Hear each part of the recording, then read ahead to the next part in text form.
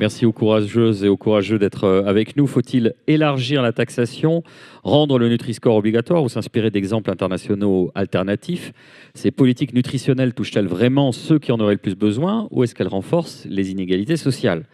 Car le temps et les moyens de cuisiner ne sont pas équitablement répartis. Et le coût d'une alimentation saine dépasse souvent le simple prix au rayon. Entre culpabilisation individuelle et responsabilité collective, entre protection du consommateur et liberté de choix, ce débat va éclairer finalement les contradictions d'une société qui est un peu tiraillée entre tradition culinaire et impératifs sanitaires. Avec nous pour en parler, Céline Bonnet, bonjour. Vous êtes directrice de recherche à l'Institut national de la recherche pour l'agriculture et l'environnement, INRAE, et en France et au sein de Toulouse School of Economics. Sophie Thiron, bonjour. Vous êtes maîtresse de conférences en sociologie à l'Université Toulouse Jean Jaurès. Merci à toutes les deux d'avoir accepté notre invitation. On commence avec vous, Céline. On va parler de la taxe soda française qui est intéressante parce qu'elle a été introduite il y a plus de 13 ans, elle a été modifiée. Est-ce qu'il y a des pressions des lobbies? Racontez-nous un peu l'histoire de cette taxe et son but dans le cadre des politiques publiques de santé et d'alimentation. Oui, tout d'abord, bonsoir. Donc la taxe soda, la principale motivation de cette taxe, c'est on observe une consommation excessive de sucre en France, pas qu'en France, mais dans beaucoup de pays dans le monde. Et on voit que les Français, les adultes, les enfants, les adolescents sont bien au-delà des recommandations nutritionnelles qui peuvent être faites. Donc, pour essayer de contrecarrer cette consommation excessive de sucre, on s'attaque à un contributeur qui sont les boissons sucrées. Par exemple, les boissons sucrées sont le premier contributeur de sucre chez les adolescents, troisième chez les adultes et pour les enfants sont quand même le second contributeur. Donc, c'est vraiment ça fait partie des apports en sucre principaux. Donc, il y a eu l'idée d'introduire cette taxe soda. Alors, pourquoi les sodas? Parce qu'ils sont contributeurs, mais aussi parce qu'ils n'ont pas de bénéfices nutritionnels. Un cola, une boisson aux fruits, je ne peux pas citer de marque, mais hors jus de fruits, n'a aucun bénéfice nutritionnel, mis à part les apports en sucre. Donc, le gouvernement a décidé d'introduire en 2012 cette première taxe soda, mais elle n'était pas très, très bien designée, c'était une taxe volumétrique. C'est-à-dire pour chaque litre de soda vendu, il fallait payer à peu près 7 centimes d'euros. Donc, en fait, elle n'était pas très efficace pour réduire la consommation de sucre, parce que finalement, pour une boisson très sucrée, pour une boisson peu sucrée, le coût, en fait, pour le consommateur était exactement le même. En 2018, ils ont décidé de la rendre un petit peu plus efficace et de faire en sorte que cette taxe, elle soit proportionnelle au contenu en sucre. Donc ça veut dire que... Tout ça, c'est en résistant aux pressions d'un certain lobby, on imagine aussi. Alors, en 2012, il y a eu une pression des industriels en France et notamment de certaines compagnies avec un fort pouvoir de marché. Donc, on peut imaginer... C'est génial parce qu'on va utiliser plein de périphrases, mais bon, vous savez tous de qui on parle, mais voilà. Donc, on peut imaginer quels sont ces acteurs-là. Et ils n'ont pas voulu de cette taxe axée santé publique.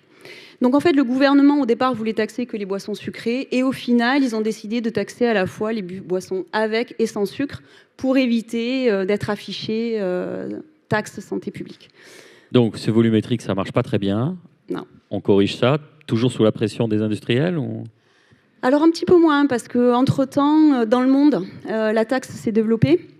Et la France a commencé à comprendre le mécanisme et le fonctionnement du taxe.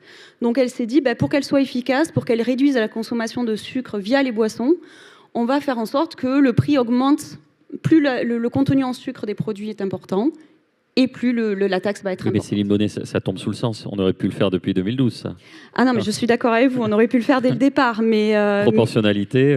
Mais je pense qu'il est peut-être plus facile d'un point de vue politique de faire pas à pas. Et on le voit, puisqu'il y a eu une nouvelle réforme en 2025 qui, normalement, devrait entraîner une efficacité bien plus grande sur divers plans, mais je pense qu'on y reviendra au cours de ces échanges. Ouais. Et donc, je pense qu'il faut faire pas à pas pour que les gens l'acceptent, mais aussi pour que les industriels l'acceptent. Donc voilà. Donc la taxe de 2018 a permis une efficacité un petit peu plus grande, c'est-à-dire que comme les produits très sucrés, le prix augmentait davantage, les consommateurs se sont un petit peu plus dirigés vers des produits un petit peu moins sucrés. Et il y a eu une dernière modification cette année? La dernière modification, elle est récente, elle date de 2025. Et donc là, il y a trois différentes catégories de produits. Il y a ceux qui contiennent moins de 50 grammes par litre de produit qui sont taxés à 4 centimes par litre, ce qui n'est pas grand-chose. Il y a ceux qui sont compris entre 50 grammes et 80 grammes de sucre par litre de produit. On parle de soda, là? Il y a des sodas qui font plus de... Alors, 50 à 80 grammes la de sucre célèbre par litre. marque de cola qui contient 100 grammes de sucre par litre. Donc, vous imaginez, vous posez... 100 grammes par litre. Vous posez 16 à 17 carrés de sucre sur la table et vous vous dites que si vous buvez un litre de soda, vous avez dans l'estomac ces 16 ou 17 carrés de sucre. Et donc, par exemple, cette boisson-là, dans la nouvelle réforme, elle passe d'une taxe à 17 centimes version taxe 2018 à 35 centimes version taxe 2025. Le problème, et on s'en doute, Sophie Thiron, c'est que ces taxes-là, c'est le consommateur final qui va les payer au bout. Grande question. Alors déjà, pour ça, il faut commencer par s'interroger sur qui consomme en fait ce type de produits, donc notamment les boissons sucrées et sodas. Ça va être quand même majoritairement, on a tendance à dire que les personnes qui consomment des produits qui ne sont pas conformes aux recommandations nutritionnelles de santé, en tout cas moins conformes, ça va être les personnes les moins diplômées, globalement. Donc déjà, avoir conscience que les consommations ne sont pas également répartis dans la société. Premier point. Et deuxième point, s'interroger finalement, est-ce que quand on rajoute cette taxe, ces gens-là continuent ou pas, est-ce qu'on continue à acheter ou pas ces produits-là? Et là, donc il y a des super projets de recherche pour voir si les politiques publiques sont efficaces ou pas, on pourra y revenir. Mais en tout cas, avoir conscience que la taxe, elle va quand même peser a priori sur des ménages aux revenus peut-être plus modérés. Donc qui est-ce qui paye cette taxe-là? Ça reste des personnes qui ont par ailleurs pas forcément le plus de moyens dans la société. Et troisièmement, on sait que les personnes les plus proches donc des recommandations nationales de santé, c'est les personnes les plus favorisées. Donc ça va aussi être elles qui vont plus facilement switcher et changer en fait quand on leur apprend qu'il y a 17 carrés de sucre dans la marque dont on ne peut pas citer le nom. Donc là, j'ai eu une réaction de CSP+, là. Oh en étant effaré des 100 grammes tout à l'heure. Voilà. Alors je sais pas parce que tout le monde, on s'est pas forcément affiché sur le paquet tel quel, mais en tout cas tout ça pour dire que finalement ça va peser donc sur une catégorie quand même socio-professionnelle, en tout cas une catégorie sociale déterminée. Et pourquoi finalement? En fait, ce qui est aussi intéressant de se demander, c'est pourquoi est-ce que ces personnes-là, pourquoi est-ce qu'on continue à acheter des sodas et des boissons sucrées, alors qu'on sait aujourd'hui 80% de la population française connaît les recommandations nutritionnelles de santé. Ça veut dire que, et toutes catégories confondues, donc tout le monde sait qu'il faut manger, tout le monde, 80% sait qu'il faut manger 5 fruits et légumes par jour, etc. Ouais. Je m'embrouille dans mes chiffres, excusez-moi. Pas de souci. Tout ça pour dire qu'on sait qu'il faut manger ça et qu'on ne le fait pas pour autant. Et en fait, ce type de produit-là, surtout dans un contexte où les inégalités sociales augmentent, c'est des produits qui coûtent pas beaucoup moins cher que par exemple se payer un voyage à l'île Maurice. Et donc en fait, acheter une bouteille de soda ou un paquet de gâteaux gras et sucrés à ses enfants, c'est une manière de continuer de participer à la société de consommation. Parce que là, on peut consommer un produit plaisir, alors qu'il y a des choses qui coûtent beaucoup plus cher dans la société de consommation qu'on peut pas consommer. Donc ça, une manière. C'est vrai qu'on a une approche très pragmatique et scientifique de dire ça, le taux de sucre, etc. Bon, ce qu'on a éludé, c'est l'aspect produit plaisir et peut-être aussi de bien positionnel. C'est de dire, on sait qu'il y a des sous-marques de cette fameuse marque dont il ne faut pas citer le nom, que les gens préfèrent mettre plus d'argent pour avoir le vrai nom. On l'a vu aussi avec une autre marque de pâte à tartiner d'origine transalpine. J'essaie de trouver les meilleures périphrases. Et plutôt d'acheter le vrai produit que l'autre pour quand même dire, ok, j'ai des difficultés par ailleurs, mais je suis capable de mettre sur ma table ces produits-là. Et en même temps, il y a une énorme problématique de santé publique. Il y a ce tiraillement, quoi. Oui, alors sur les marques, on pourrait, là je pense qu'on peut faire une autre table ronde qui dure 2 heures. Mais sur l'attachement, en fait, c'est aussi l'attachement à certaines symboliques. Là, c'est intéressant de se questionner sur les symboles qui sont attachés aux aliments. Et les marques, elles jouent vraiment sur cette symbolique et sur l'idée de standardisation gustative aussi. La fameuse marque Transalpine, elle joue beaucoup sur cette idée il y a un standard gustatif qui n'est pas forcément exactement le même à côté et d'une symbolique qui est très particulière. Et donc les consommatrices et consommateurs vont parfois aller chercher finalement vraiment ce goût-là précis. On avait et été cette un peu symbolique. prompt à se gausser, de voir les familles se ruer parce qu'il y avait dans les supermarchés, on les avait stigmatisés. C'est facile de notre position, de l'autre côté, de dire, ah, regardez, d'avoir un regard un peu surplombant là-dessus. Donc c'est quand même difficile parce qu'on sent que la volonté scientifique est là et c'est normal d'avoir des politiques de santé ambitieuses, eu égard au taux d'obésité, etc. Et voilà, je pense qu'on sera en perpétuel tiraillement dans cette table ronde. Donc ça, c'est pour la taxe soda. Vous m'avez dit aussi qu'on s'est inspiré sur la taxe soda des Britanniques qui avaient des idées intéressantes. Expliquez-nous, Céline Bonnet. Mais, alors, la nouvelle réforme qu'il y a eu en 2025 s'inspire complètement de la taxe qui a été mise en place au Royaume-Uni en 2018, où il y a ces 3 seuils bien distinctifs.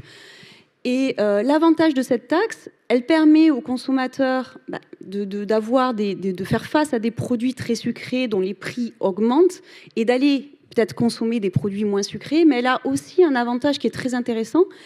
Elle incite les industriels à améliorer la qualité nutritionnelle de leurs produits. Pourquoi ? Reformulation de la formule. Parce que si vous vendez un produit avec plus de 80 grammes par litre, vous allez payer une taxe de 35 centimes. Imaginez que vous avez un produit à 90 grammes. Si vous reformulez votre produit juste à 79 grammes, votre taxe ne sera plus que de 21 centimes. On joue sur les effets de seuil. Bien sûr. Mais en même temps, tout est bon pour améliorer la qualité nutritionnelle de l'alimentation des gens. Et je pense qu'un des leviers pour éviter que les consommateurs ne paient justement trop de cette mauvaise offre qui leur est offerte, c'est justement de trouver des outils, des instruments qui permettent aux industriels de proposer des produits de meilleure qualité. Vous évoquiez, quand on a préparé cette table, un double mécanisme d'action des taxes sur la santé. Dans le cas de la taxe soda, lequel des deux leviers, augmentation des prix ou reformulation des produits, s'est avéré le plus efficace? Ou les deux, mon général? Les deux, mon général. Alors, pour l'instant, en France, on n'a pas de recul sur la nouvelle taxe de 2025, mais au Royaume-Uni, il y a des tas d'études là-dessus. On montre que la qualité nutritionnelle des boissons sucrées au Royaume-Uni a permis... la qualité nutritionnelle s'est améliorée et le contenu en sucre des produits s'est réduit de 30%, ce qui est quand même assez conséquent. Et que les consommations également de boissons très sucrées s'est réduit autour de 30-35%. Donc en fait, ça a des effets assez importants outre-Manche. Et on espère avoir ce type de résultat pour la taxe soda, la nouvelle taxe soda de 2025 en France. Sophie Thiron, sur une perspective historique de ce qu'on appelle la malbouffe, vous situez une première crise de confiance dans les années 70 qui s'apaise dans les années 80 avec le contexte néolibéral. Qu'est-ce qui s'est passé durant cette décennie sur cette perception globale de ce qu'on entend par malbouffe? Oui, alors peut-être que ça vaut le coup de faire juste un petit saut encore plus en arrière, si vous me le permettez. Bien sûr. D'avoir en tête aussi les débuts de l'industrialisation des systèmes agroalimentaires. Des premières grosses industries, ça débute 100 ans avant, en fait. Ça débute dès 1860-1870, on a les premières grosses entreprises.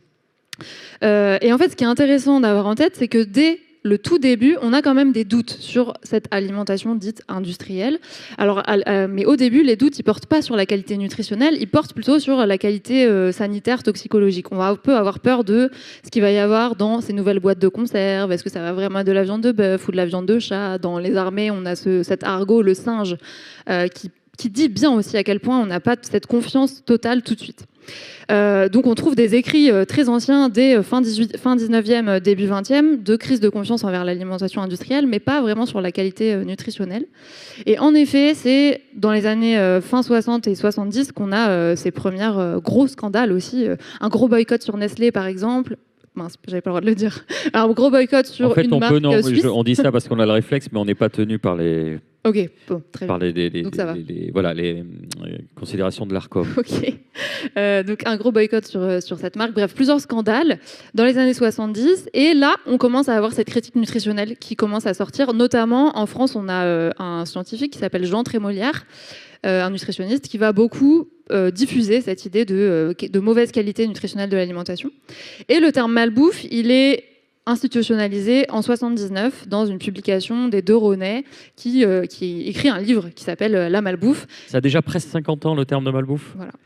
Parce oui, moi j'ai cru que ça avait démarré avec José Bové et, le démantèlement du McDo. Non, bah vraiment, années 70, il y a déjà...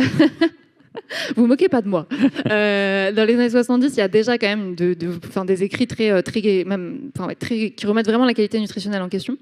Et ce qui se passe dans les années 80, alors ça, c'est les travaux notamment de mon collègue Olivier Lepillard qui a travaillé là-dessus en tout cas, et qui montre que dans les années 80, les industriels répondent aux critiques nutritionnelles en adaptant un peu les discours et en reformulant les produits. C'est-à-dire qu'ils vont faire des produits enrichis en oméga 3, etc. pour répondre à ces inquiétudes. Donc il y a une résistance, mais ce qui nous laisse un petit peu optimiste, c'est quand même que quand il y a une contestation sociale, enfin, ou des remarques ou des retours d'expériences négatifs, à un moment donné, l'industriel bouge. Alors, ils n'ont pas eu le choix parce que si je reprends la marque précédente, il y a quand même eu un boycott international qui a duré plusieurs années, en fait. Donc, il faut leur tordre le bras pour que ça bouge. Enfin, de façon plus moderne, on l'a dit, avec cette histoire de seuil, avec cette histoire de taxes. Et alors, il y en a une qui nous intéresse au premier chef. Vous avez participé, Céline Bonnet, à l'expérimentation de terrain du Nutri-Score. Vous m'avez dit qu'on a échangé, l'effet n'est pas forcément mirobolant, alors que finalement c'est le système qui s'est révélé, alors on va dire le plus efficace ou le moins mauvais. Alors oui, avant qu'il soit mis en place dans les années 2016-2017, on a réalisé une expérience de terrain sur lequel on a testé 4 labels nutritionnels. Alors ce sont des labels, il y avait le Nutri-Score, ce sont des labels nutritionnels qui étaient proposés soit par d'autres équipes de nutritionnistes, soit par l'industrie. Et effectivement, le Nutri-Score s'est avéré le plus efficace pour améliorer la qualité nutritionnelle des produits. Mais quand je parle d'effet mirobolant, ça a permis par exemple d'augmenter les produits de bonne qualité nutritionnelle, score A et B, de 14%. Donc ce n'est pas des effets non plus mirobolants.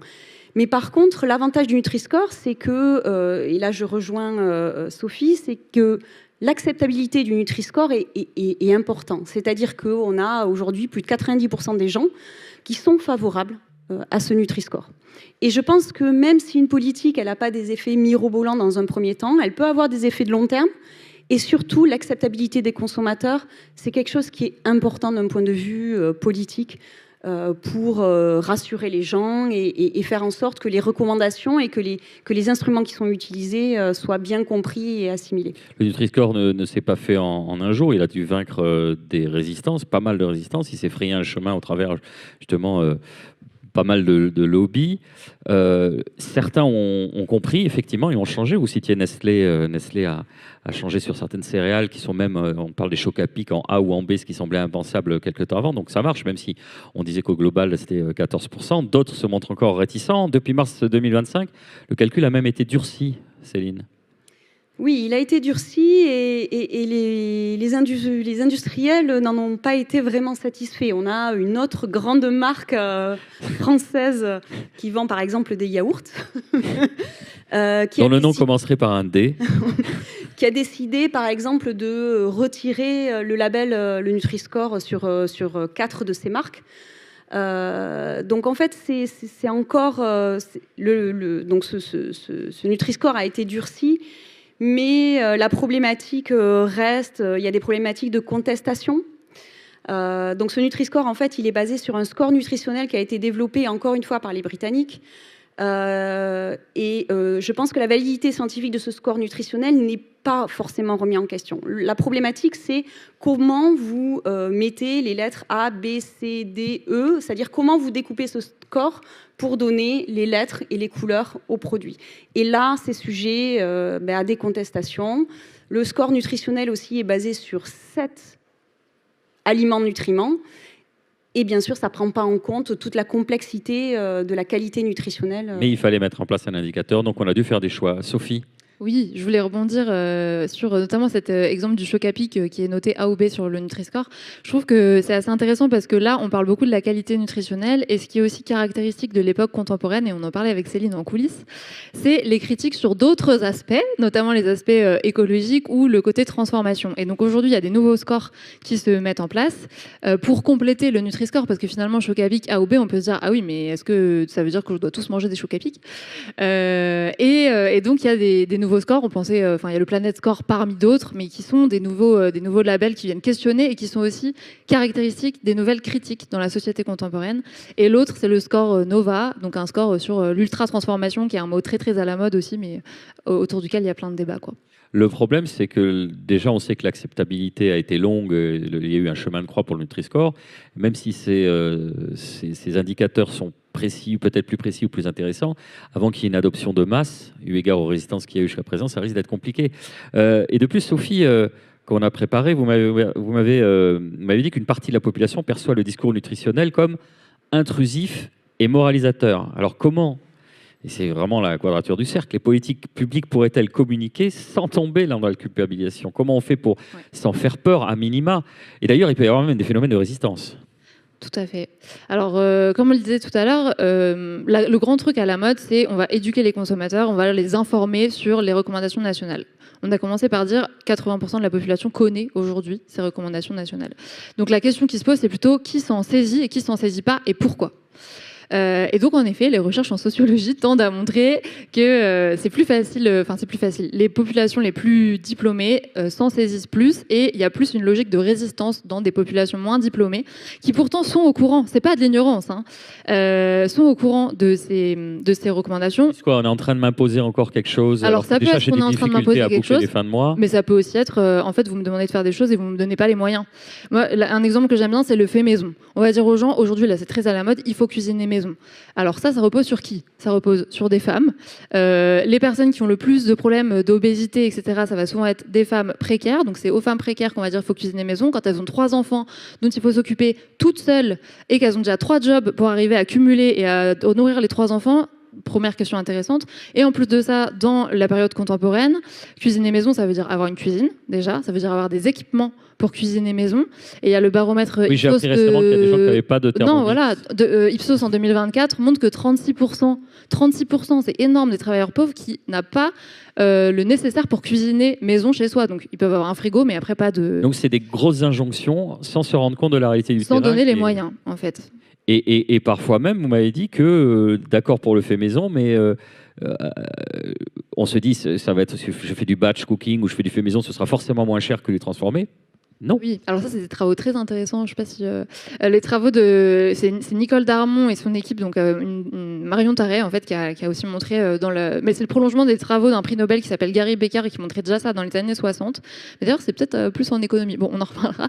Mais en gros, qui montre que si on prend en compte le coût temporel de la cuisine, c'est-à-dire que si je me dis, bah là, les 3 heures que la personne a passé à cuisiner pour sa semaine, je les rémunère au SMIC, en réalité, le plat fait maison revient plus cher qu'acheter un plat préparé qui a coûté 3-4 euros parce qu'on a rajouté le salaire. Et quand on dit les plats préparés sont plus chers, en fait, on ne prend pas forcément en compte le salaire. Donc là, on voit que oui, les décisions d'achat sont faites à l'aune, a fortiori pour ces populations que vous étudiez. Céline Bonnet, sur le Nutri-Score, vous évoquiez des effets pervers potentiels sur les prix, avec le risque que les produits mal notés baissent leur prix. Est-ce qu'on a observé ce phénomène concrètement sur le marché français? Alors à l'heure actuelle, je dirais que les recherches en France en économie, en suis-je responsable? Je ne sais pas, mais non, les recherches en économie n'ont pas encore abordé ce sujet des effets sur les prix, des effets sur la qualité nutritionnelle du Nutri-Score. À ce jour, les études qui sont réalisées sont plutôt des effets directs sur la consommation. Mais comme vous le soulignez, il peut y avoir d'autres effets. C'est-à-dire qu'un premier effet du Nutri-Score qui peut être positif, c'est-à-dire qu'un industriel, pour améliorer sa note, peut décider de reformuler son produit, de réduire la quantité de sucre, réduire la quantité de sel, et ainsi d'obtenir une meilleure note.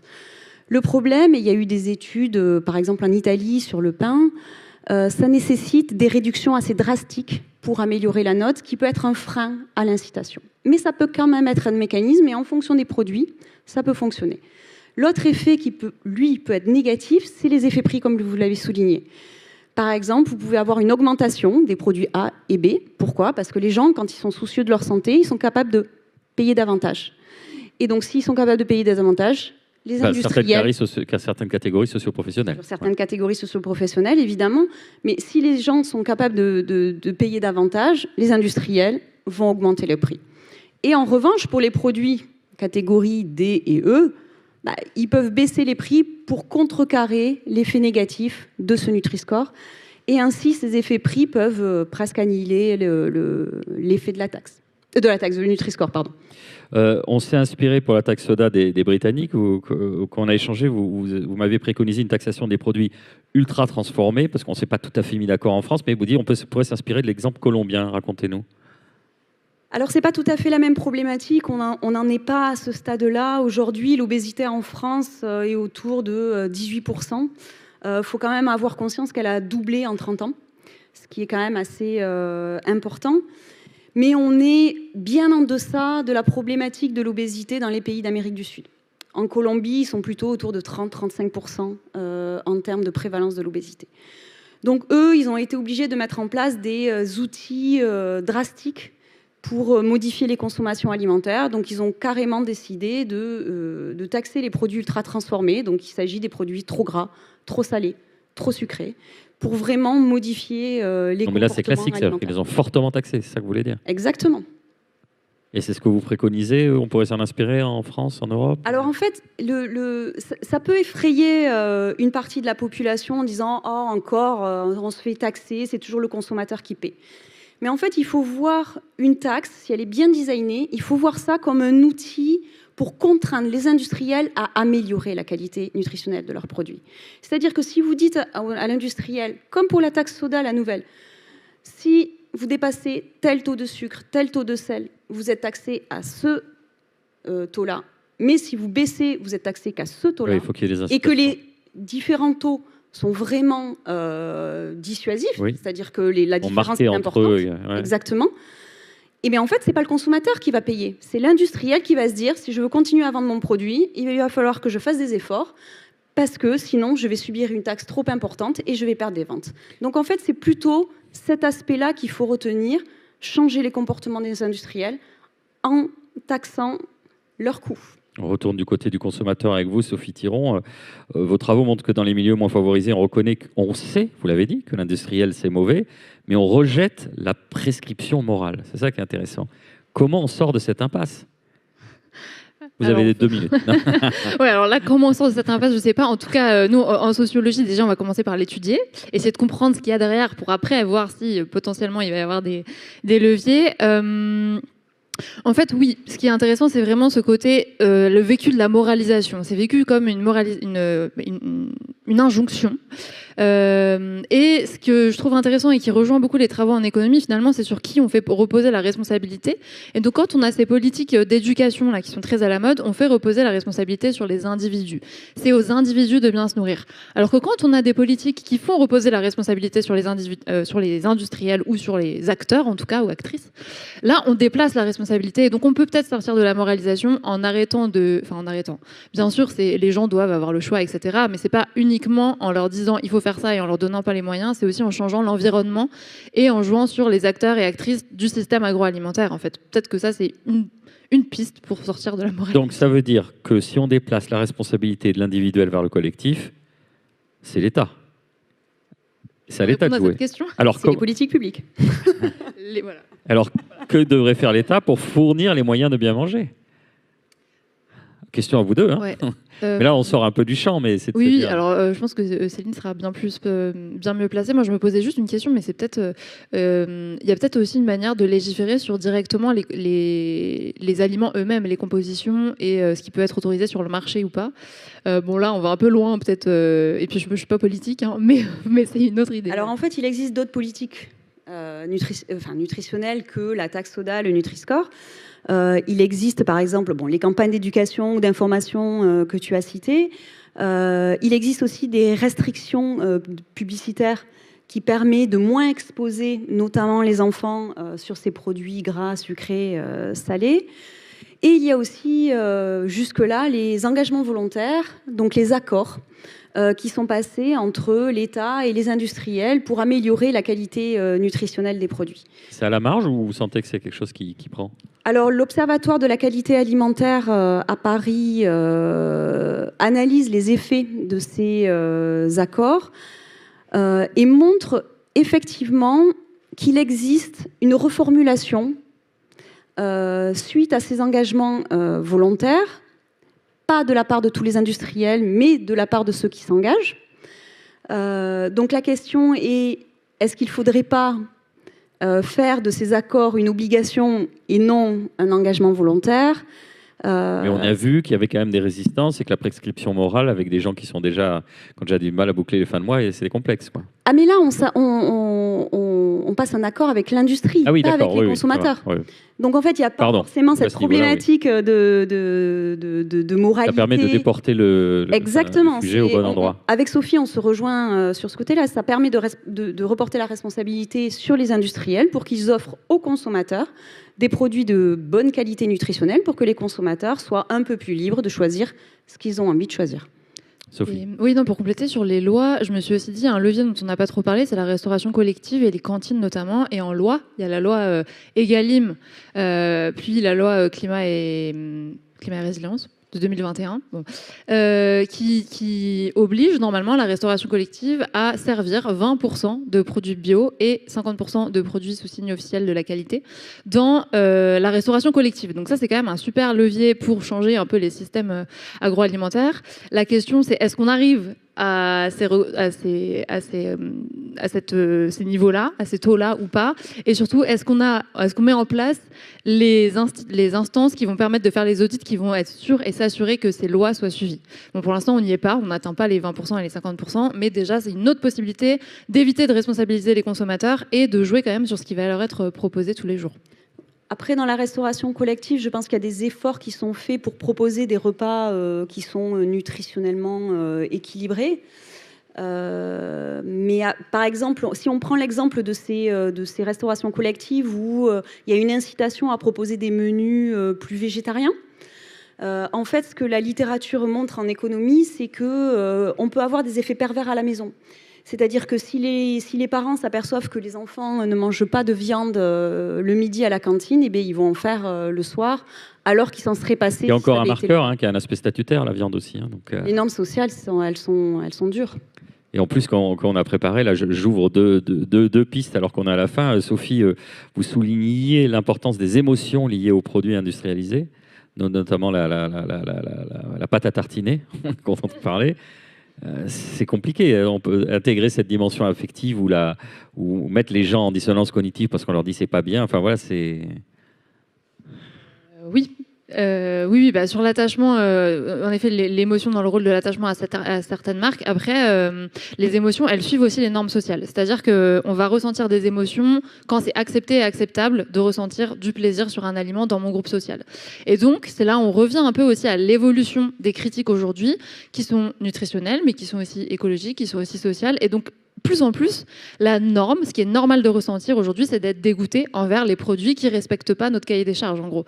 Donc, les émotions, elles suivent aussi quand même les attentes, finalement, et les normes, ce que nous, on appelle les normes sociales, en fait. Céline, il y a un sujet qu'on n'a pas du tout abordé, c'est-à-dire que, quelque part, avec la taxe soda, la problématique du sucre est en train d'être plus que prise en considération, mais c'est notre ami, le sel. On ouvre un autre champ, là. Oui, alors pour finir sur le sucre, on s'attaque au sucre, mais on s'attaque à une partie de la consommation. Donc je pense qu'on est qu'au début de la problématique. Et la consommation de sucre, ce n'est pas que les sodas, malheureusement. Mais pour rebondir sur votre suggestion, ce qu'on observe sur les 20 dernières années, c'est qu'on a une augmentation de près de 30% de la consommation de sel. La consommation de sel, une consommation excessive de sel, c'est des problématiques d'hypertension artérielle qui peuvent mener à des maladies cardiovasculaires, à des problèmes d'obésité, à certains types de cancers. Donc c'est une vraie problématique et je crois qu'en France, ce qui n'est pas le cas au Royaume-Uni, encore une fois.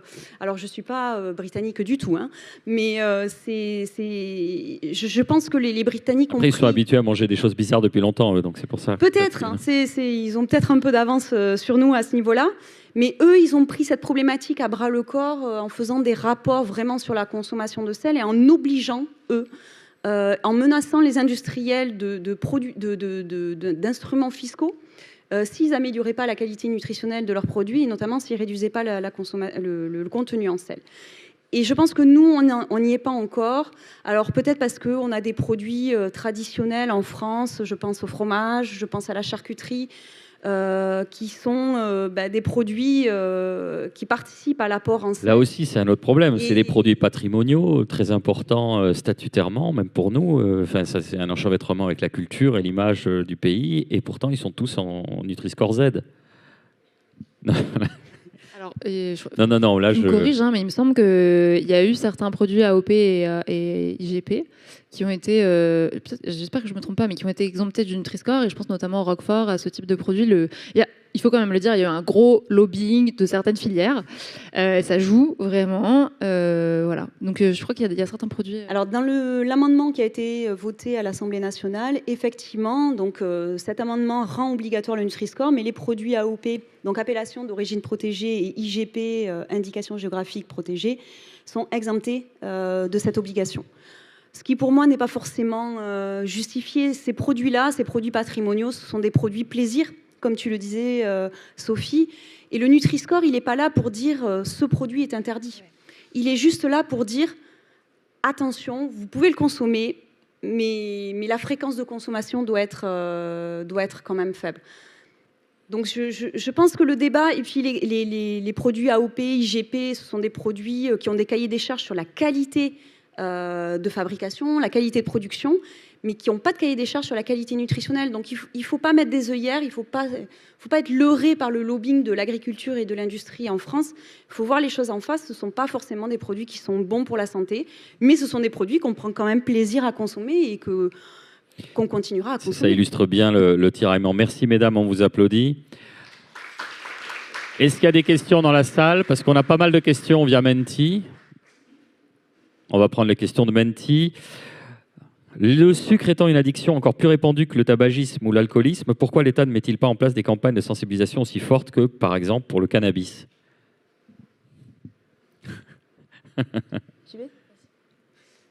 Alors, je ne sais pas si le cannabis est un bon exemple, mais par exemple, quand il y a des évaluations du coût social de l'obésité en France, de la consommation de tabac, de la consommation d'alcool. Aujourd'hui, je ne sais pas si les gens ont conscience que le coût social que l'on partage tous, c'est un coût collectif que l'on paie tous à travers nos impôts, est aussi important que celui du tabac et de l'alcool. Et pourtant, ce sont deux secteurs qui sont vraiment régulés, sur lesquels il y a des campagnes de prévention, il y a des instruments. Vous l'avez dit précédemment, il y a beaucoup de produits plaisir, encore plus que et produits en France. Mais ça ne nous empêche pas de boire un verre ou de fumer une cigarette. Mais ce que je veux dire, c'est que oui, le sucre fait partie des produits addictifs, fait partie des produits de consommation qui ont un impact sur la société et qui devraient être régulés, ou on devrait favoriser la baisse de consommation en tout cas. Pourquoi aujourd'hui je prends un produit au supermarché, sur 5 marques différentes, certaines affichent le Nutri-Score et pas d'autres? C'est pas obligatoire pour tous? Non, c'est ce qu'on commence à dire. On est toujours sous le volontariat des marques. Donc c'est vrai qu'aujourd'hui, quand une marque ne met pas le Nutri-Score, elle peut être un peu pointée du doigt quand même, parce que ça devient de plus en plus souhaité par toutes et tous, comme Céline le disait. Mais on est toujours sous la question du volontariat. Vous pensez quoi de l'application Open Food Facts ou autre qui cible plus la transformation des produits, plus que le Nutri-Score? Alors, Open Food Facts, déjà, c'est quand même une source de données super, on va le dire. Ça donne accès à tout le monde sur plein d'informations sur nos aliments. Donc déjà, en termes de démocratie, c'est quand même un super outil. Et là, sur la transformation, on revient à cette idée de ce nouveau score qui vient un peu noter les produits selon non plus la qualité nutritionnelle, mais selon est-ce qu'ils sont bien, très transformés ou pas transformés. On pourrait en reparler pendant 10 minutes, donc je vais essayer de faire rapide. En gros, ce score fait débat. Il fait débat dans la communauté scientifique, il fait débat dans la communauté politique. Voilà, on pourra faire un autre débat sur pourquoi il y a des débats là-dessus. Ça marche. Alors justement, vous avez beaucoup parlé de sucre, mais est-ce qu'il doit y avoir une taxe sel, une taxe nitrite, une taxe exhausteur de goût, une taxe Nova 4, ou s'arrêter? C'est une bonne question. Non, je pense qu'il peut y avoir une réflexion un petit peu globale sur une alimentation durable. parce que je pense qu'il ne faut pas oublier non plus que, comme le rappelait Sophie tout à l'heure, il y a aussi d'autres enjeux, les enjeux environnementaux derrière l'alimentation. On sait que l'alimentation, l'alimentation est responsable d'une partie importante du changement climatique, donc on ne peut pas l'oublier. Donc on ne va pas responsabiliser le consommateur, évidemment, mais on peut essayer de trouver des instruments ou de trouver des façons d'allier l'ensemble. Je prends par exemple, j'ai travaillé sur la régulation du secteur de la viande. Alors mes amis industriels du secteur de la viande ne vont pas forcément être contents, mais par exemple, réduire la consommation de viande permettrait de réduire l'impact climatique, permettrait de réduire la consommation d'acides gras saturés, de sel pour la viande transformée. Il y a aussi des dimensions sur le bien-être animal qui peuvent rentrer en considération. Donc je pense qu'il y a des politiques, il faut réfléchir, mais il y a des politiques qui permettraient de cocher pas mal de cases. Et donc, au lieu de tout taxer petit à petit et de réfléchir à des problématiques de manière totalement indépendante, je pense qu'il y a des réflexions un petit peu globales qui peuvent être faites et pour mutualiser les impacts d'une alimentation non durable. Et quand je dis non durable, c'est pas très saine, qui impacte l'environnement, coûteuse, parce qu'une alimentation durable, c'est aussi accessible aux consommateurs. Donc voilà, il faut mener des réflexions plus globales sur l'alimentation. Merci en tout cas à toutes les deux. On peut vous applaudir. Merci beaucoup pour ce débat. Vous pouvez récupérer en partant le numéro 26 de TSE Mag, gratuit, dans lequel Céline Bollet nous parle justement de son travail sur les aliments ultra transformés. Et quant à nous, on se donne rendez-vous demain matin à 10h pour une session où c'est vous qui poserez le public directement les questions à nos invités. Luc Julia, directeur scientifique de Renault, Nadia Pelfic, vice-présidente de la région Occitanie, et Bastien Tout-le-Monde, directeur de l'action régionale chez EDF. À demain, merci. Merci beaucoup.